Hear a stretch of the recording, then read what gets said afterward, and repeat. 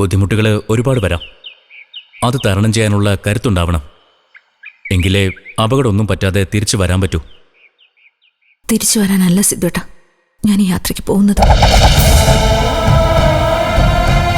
ഇനിയൊരു മടങ്ങിവരവ് ഉണ്ടാവാൻ സാധ്യതയില്ല. ചിതാഭസ്മത്തിനൊപ്പം ഞാനും അങ്ങ് പോവും. എവിടേക്ക്? എവിടേക്കാണോ അച്ഛൻ പോയത് അവിടേക്ക് തന്നെ. മടുത്തു. പ്രതീക്ഷിക്കാനൊന്നുമില്ല. പിന്നെന്തിനാ ജീവിക്കുന്നത്?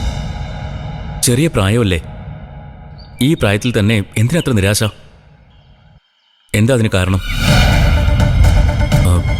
അച്ഛൻ്റെ മരണം മാത്രമാണെന്ന് ഞാൻ കരുതുന്നില്ല. വേറെ എന്തോ ഉണ്ട്. എന്താ അത്? വേറൊന്നുമില്ല. പണ്ടായിരുന്നെങ്കിൽ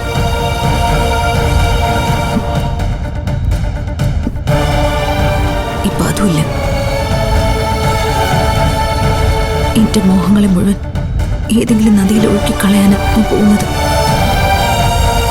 അതിങ്ങനെ താഴ്ന്നു താഴ്ന്നു പോകുന്നത് എനിക്ക് കാണണം. കൂടെ ഞാനും പോകും. നദികള് നമ്മുടെ അമ്മമാരാണെന്ന് എവിടെ വായിച്ചു തോന്നിയുണ്ട്. അങ്ങനെ നോക്കിയ അവസാനം അങ്ങോട്ട് തന്നെ നമ്മളും ചെല്ലേണ്ടത്. ആ അമ്മയുടെ മടിത്തട്ടിൽ ഒരു കൊച്ചു കുഞ്ഞിനെ പോലെ നമ്മൾ ഉറങ്ങണം. കണ്ടതിലും പരിചയപ്പെട്ടതിലും ഒരുപാട് സന്തോഷം. സിദ്ധുവിന്റെ ആഗ്രഹങ്ങളൊക്കെ വേഗം നടക്കട്ടെ. ഞാനും പ്രാർത്ഥിക്കാം.